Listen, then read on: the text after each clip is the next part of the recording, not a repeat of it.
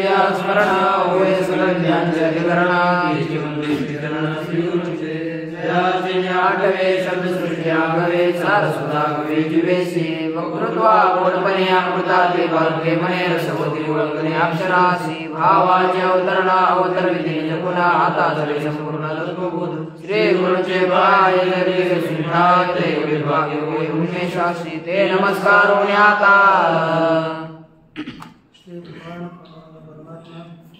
श्री ज्ञानोबराय जगद्गुरु तुकाराम महाराज, शांती ब्रह्म एकनाथ महाराज, आदिगुरु श्री शंकराचार्य इत्यादी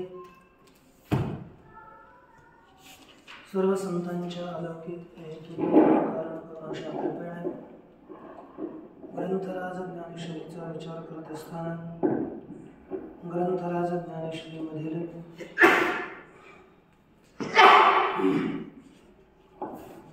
अकराव्या अध्यायाच्या विचाराच्या प्रसंगी आपला किरीटिनं गदनं चक्रणं च तैजोराशिं सर्वतोरत्यवन्तं पश्यामि त्वं निरीक्षं समर्थात् विद्यानरार्कविधिमप्रमेयम् या श्लोकाचा आपण विचार याच श्लोकाचा विचार करत आहोत.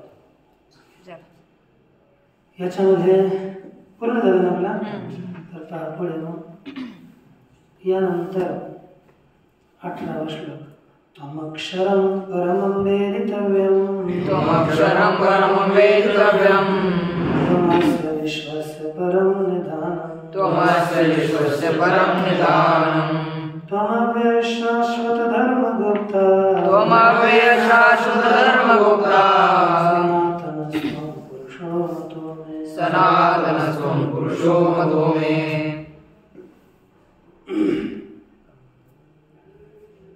भगवान परमात्मा कहते हैं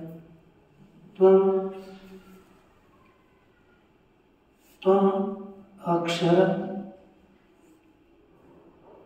त्वम परमं वेदितव्यं त्वम अस्य विश्वस्य परं निधानं त्वम अव्ययः शाश्वत धर्मगुप्ता त्वम सनातनः पुरुषः मे मतः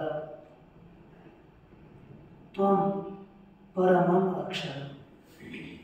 तुम परम अक्षर एक और दूसरा त्वं परमं वेदितव्य. देहलिदित न्यायाने दोन्हीकडे त्याचा अन्वय केला तरी चालतो. तो पर अक्षर आहे म्हणजे अक्षरा परत पर. जी माया ही अक्षर आहे परंतु तीपेक्षा पर असणारा परमात्मा हा त्यापेक्षाही पर अक्षर आहे. तमस्य विश्वस्य परम निधान. तो या विश्वाचे परम निधान परम कारण परम आश्रयस्थान आहे. त्वम अव्ययः तो अविनाशी आहे. शाश्वत धर्मगुप्ता संपूर्ण शाश्वत धर्माची रक्षा करणारा तू आहेस. त्वं सनातन पुरुष इति मे मतः. तू सनातन पुरुष आहे असं मला मान्य आहे. आता सनातन म्हणजे नित्य असणार. एक देवा तो अक्षर अवठावे मात्रेसी पर श्रुती जयाचे घर किंसी हाती.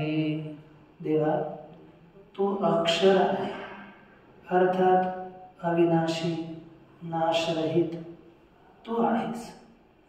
शाश्वत धर्मगुप्ता शाश्वत धर्माची रक्षा करणारा तू आहेस. त्वं सनातनः पुरुषः तूच सनातन पुरुष आहेस.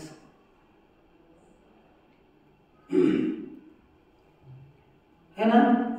अवटावीय मात्रा म्हणजे 3.5 मात्रा या ओंकाराच्या हेतू पलीकडे आहेस. श्रुती जयाचे घर दिवसित हाती. जयाचे घर श्रुती दिवसित हाती. ज्याच्या घरात श्रुती गवसत शोधत शोधत श्रुती येतात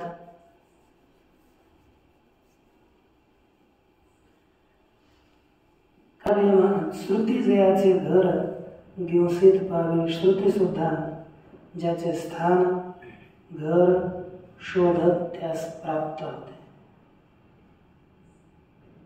ते जे आकाराचे आहेत, जे विश्व निक्षेपैक निधान, ते अव्यय विनाश जे आकाराचे आहेत, सर्व आकारांचं जे आश्रय स्थान आहे, घर आहे, जे विश्व निक्षेपैक निधान, जे जग साठविण्याचं स्थान आहे, विश्व ठेवण्याची जी जागा आहे, ते अव्यय तो गहन अविनाशजी. म्हणजे भगवतीने अथवा भावनेतेन किं ज्ञातेन किंवा अर्जुन विष्टभ्याम कृष्ण एकमंशेन स्थितो जगत्. भगवान परमात्म्याच्या एका अंशावर हे संपूर्ण जगत स्थित आहे.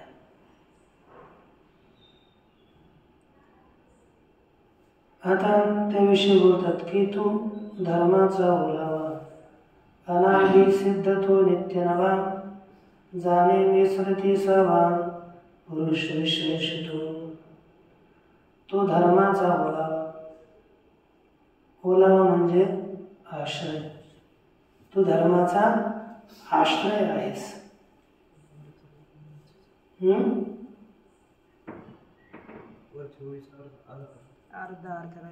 ते अव्यय तो गहन अविनाशी. ते तो गहन अविनाश असे अव्यय स्वरूप आहे. कारण की ते तू गहन अव्यय आहेस म्हणून अविनाश आहेस. कारण की ज्याचा व्यय होतो त्याचा विनाश होतो, ज्याचा व्यय होत नाही त्याचा विनाशही होत नाही. अव्यय कारण की व्यय हा आपल्याला आपण स्वतःचे परिणामी पदार्थ असतो, त्याचा व्यय होतो आणि नाश होऊन शेवटी मग परतः नाश, स्वतः नाश आणि परतः नाश, स्वतः नाश, स्वरूपतः नाश या जागतिक पदार्थाचं होतं. परतः नाश सुद्धा जगात उत्पन्न झालेल्या पदार्थाच होतो. मग इथं परमात्म्याचा स्वतः सुद्धा आणि परतही नाश होत नाही म्हणून अविनाश आहे. तो धर्माचा ओलावा. भगवंताला म्हणतात जसं धर्माची तू मूर्ती, पाप पुण्य तुझे हाती, मज सोडवी दातारा, कर्मापासून दुसरा. तू धर्माचा ओलावा आहेस, आश्रय आहेस. तू अनादि सिद्ध आहेस आणि नित्य नवा आहेस. तू कसा आहे? अनादि आहेस, अनादि सिद्ध आहेस, तू नित्य नवा आहेस. जाणे मी सदतीसावा पुरुष विश्वेश. तू 36 तत्वाच्या पलीकडचा 37वा तत्व म्हणजे तू पुरुष विशेष आहेस. आता हे 36 तत्व आणि 37वा तत्व कोणतं आहे? तर त्याचं वर्णन इथे करून सांगतात की इथे लिहिलं आपल्या 13व्या अध्यायामध्ये जे आपल्याला सुरुवातीला महाभूतांनी अहंकार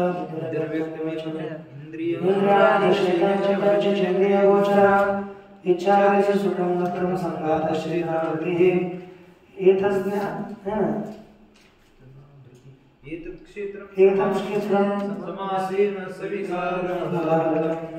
या प्रकारे आपल्याला हे जे क्षेत्र आहे 26 तत्व सांगितले, ते 36 तत्व सांगितले आणि त्या 36 तत्वाहून अतिरिक्त पुरुष आहे.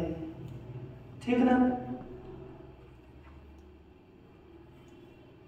ते अव्यय तो गहन अविनाशी. आता पुढे सांगतात तो आदि मध्यांतरहित स्वस्वामर्थ्य तो अनंत विश्वभाव अपरिमित विश्वचरण तू. ज्याने 37वा पुरुष विशिष्ट झाला. आता तू आदि मध्यांतर आहे. भगवान परमात्मा कसे येतं? आदिरहित, मध्यरहित आणि अंतरहित.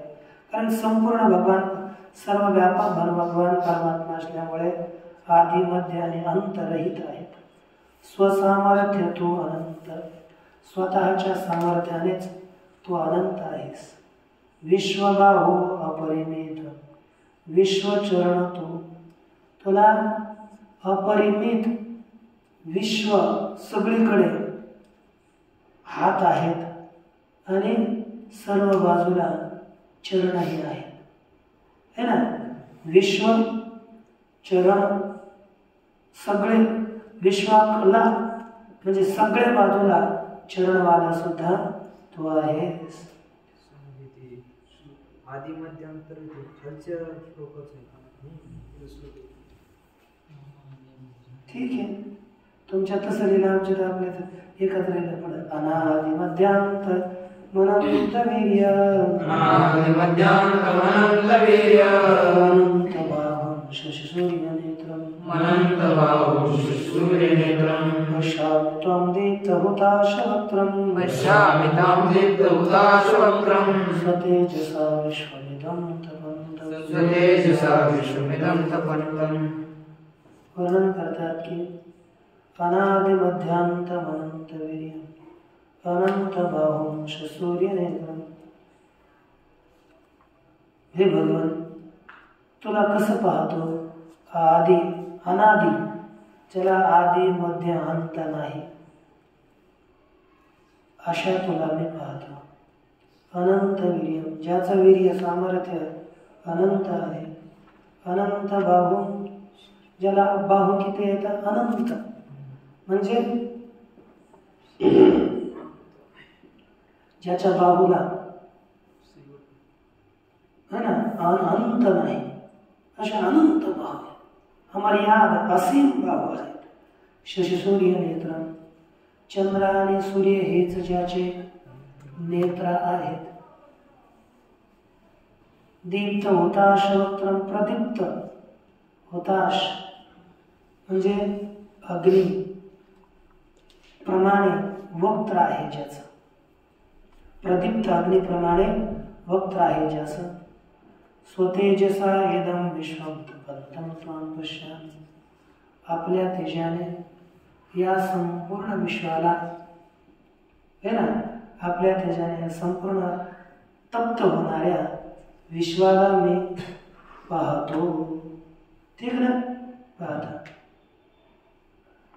तू आदि मध्यांतर येत स्वसामर्थ्य तू अनंत, तू आदि मध्ये अंत याला रहित आहेस. आपल्या स्वतःच्या सामर्थ्यानेच तू अनंत आहे. विश्वबाहू अपरिमित, विश्वचरण तू. विश्वबाहू सगळीकडे अपरिमित ज्याला बाहू आहेत आणि विश्वामध्ये हे ना विश्व सगळीकडे सगळ्या बाजूंना चरण ज्याला आहेत असा तू आहे. पै चंद्र चांदांशु डोळा, दावे तासे खूप प्रसाद दिला. एका रससे तमाच्या डोळा, एका पाळी तोसे कृपा दृष्टी. पै चंद्र चांदांशु डोळा, परंतु चंद्र आणि चंद्रांश, चंद्र म्हणजे चंद्र, चंद्रांश म्हणजे सूर्य. चंद्र आणि सूर्य हे ज्याचे डोळे आहेत. लीला कृप प्रसाद दावितासी, आणि लीलेने तो कोप प्रसाद सगळ्यांना दाखवतोस, सगळ्यावर रागवतोस. एका रुससे तमाच्या डोळा, एका पाळतोसी कृपा दृष्टी. एका तमाच्या डोळा म्हणजे एक अंधकाराच्या डोळ्याने तो सगळ्यावर रुसतोस. कारण की प्रकाश जेव्हा देत नाही, रात्र होते, जण काय तुझा अंधकार झाला. या तमाचा डोळा आला. एका पाळी तोच कृपा दृष्टी, आणि एकाची कृपेच्या दृष्टीनं, कृपेनं तो त्यांचं पालन करतोस. जी एवं विधात होते मी देखत असे मृते, पेटले प्रयाग्नीचे उजिते तैसे वक्त्र तुझे जी एवं विधा तुते. एवं विधा म्हणजे अशा प्रकारच्या तुला मी निरुते देखत असे. हे मी तुला निरुत म्हणजे खरोखर स्पष्ट पाहत आहे. पेटले प्रयाग्नीचे उजिते तैसे तुझे हे वक्त्र. प्रयाग्नीचे उजिते पेटले, प्रलयरूपी अग्नीची लखलखाट प्रदीप्त झाली तसे हे तुझे वक्त्र मुख प्रदीप्त झालेले आहेत.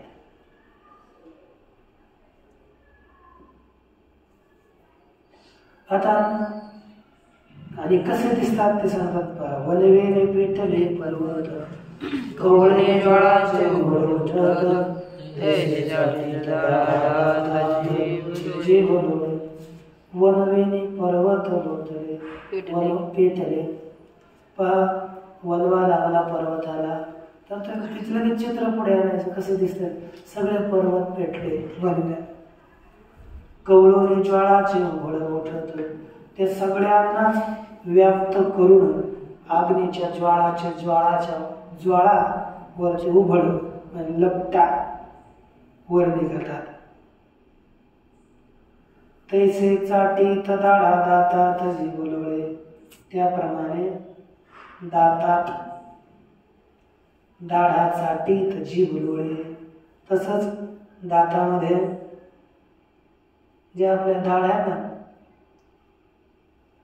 दाढात काय अडकले असते ते जीभ इकडे तिकडे लोळू लागली म्हणजे जीभच आपण आतमध्येच फिरवू लागली. तैसे चाटीत दाढांना चाटताना दातांच्या मध्यभागी जीभ लोळू लागली, लाल. आता स्वतेशसा विश्वविदम तपंतम याचं व्याख्यान करताना बोलतात माऊली, ये वदनीची उभा आणि जे सर्वांग कांतीच्या प्रभा विश्वतातले अक्षोभा जात आहे. या वदनीची हा उभा म्हणजे गरमी, या तोंडाच्या गरमीने आणि जी सर्वांग कांतीची हा प्रभा व संपूर्ण अंगाच्या क्रांतीच्या प्रभेने विश्वतातले अतिक्षोभा जात आहे. विश्व सगळं जगत तापलेलं आहे, पोळलेलं आहे आणि अतिशय क्षुब्ध होत आहे. हे जगत तप्त झालं आणि तापलेल्यामुळे हे अतिशय क्षुब्ध झालं. मग आता हे जग आणखी त्याचंच वर्णन करतात. द्यावा पृथिव्यो हृदमंतरं हि व्याप्तं त्वयैकेन दिशश्च सर्वाः दृष्ट्वाद्भुतं रूपमुग्रं तवेदं लोकत्रयं प्रव्यथितं महात्मन्. द्यावा पृथिव्यो इदं त्वया एकेन इदं सर्वं. द्यावा पृथिव्यो इदं यद अन्तरं त्वया एकेन सर्वं व्याप्तं. या त्वया एकेन द्यावा पृथिव्यो इदं अन्तरं व्याप्तं सर्वाश्च दिशाः व्याप्ताः. त्वया एकेन, तू एकाने द्यावा पृथिव्यो, देव लोक आणि पृथ्वी यांच्यामधले अंतर व्यापून टाकलेस. सर्वाः दिशांनी सर्व दिशा व्याप्त केल्या. उग्रम तवैदम उग्रम अद्भुतम रूपम दृष्ट्वा. हे महाराज, तुझं हे उग्र अद्भुत रूप पाहून लोकत्रयम प्रव्यथितम, हे तीनही लोक व्यथित झाले. अथवा काजी देवलोकाने पाताळ पृथ्व्याने अंतराळ अथवा दश दिशा समाकुळ दिशा चक्र. काजी देवलोकाने पाताळ किंवा जे देवलोक एक आणि पाताळ दुसरी, पृथ्वी आणि अंतराळ.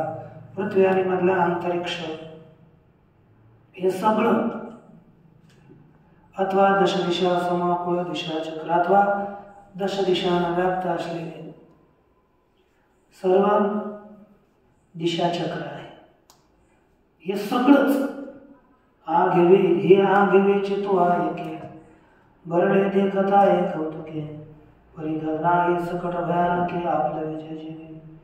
हे आघिवेचे तो ऐके, हे संपूर्ण स्वा एकाने कौतुके भरले देखत आहे. हे कौतुकाने भरलेलं मी पाहत आहे. परी गगना ही सकट आपलं विजय जीवी.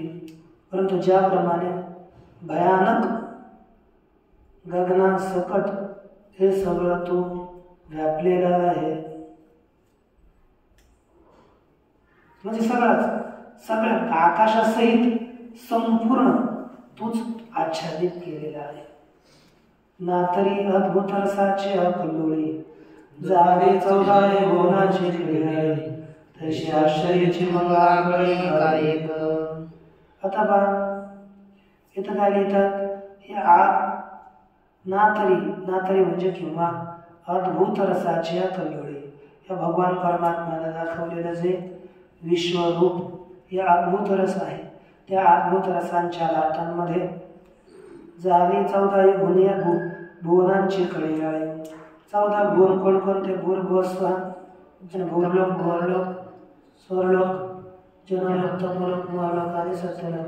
कवरचे खालचे अतल, वितल, सुतल, तलातल, रसातल, महातल आणि पाताल.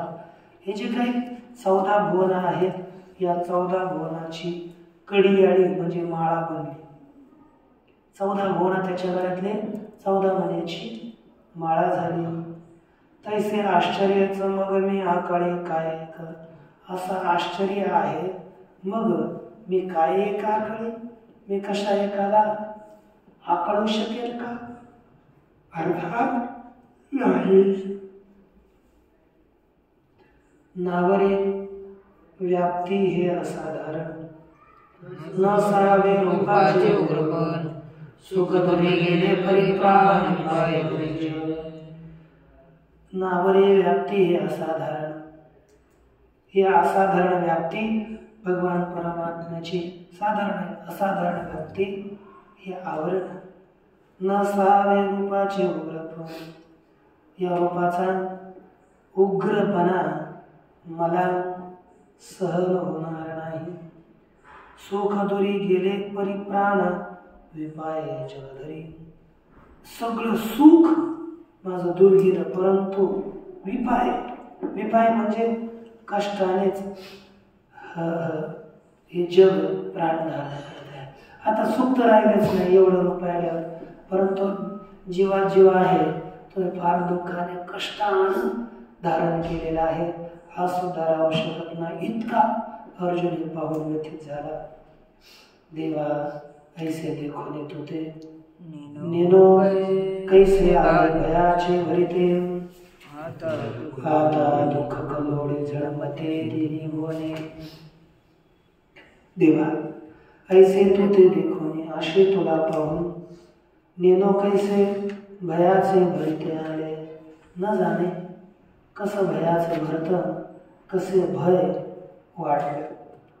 आता दुःख कलोळे झळंबते तिन्ही भुवने. आता याप्रमाणे तिन्ही भुवने दुःख कल्लोळे झळंबते. दुःखाच्या कल्लोळानं, दुःखाच्या लाटानं तीनही भुवन अतिशय व्याप्त झाले, म्हणजे सगळे दुःखी झाले, प्रव्यथित म्हणून. एरवी तुझ महात्म्याचे देखणे, तरी भय दुःखाचे का मिळवणे. परी सुख नव्हेची जेणे गुणे, ते जाणवत आहे मज. एरवी तुझ महात्म्याचे देखणे, एरवी तुझ्यासारख्या महात्म्याचं पाहणं, तरी दुःख भयासे का मिळवणे. दुःख आणि भय तुला पाहणं म्हणजेच दुःख आणि भीतीला एकत्र करणं आहे. परी हे सुख नव्हेची जेणे गुणे. ते जाणवत आहे मज, परंतु हे सुख नाहीच ज्या गुणाने मला हे भासतंय, है ना. ज्या गुणाने मला हे भासतं तसं हे सुख नाही.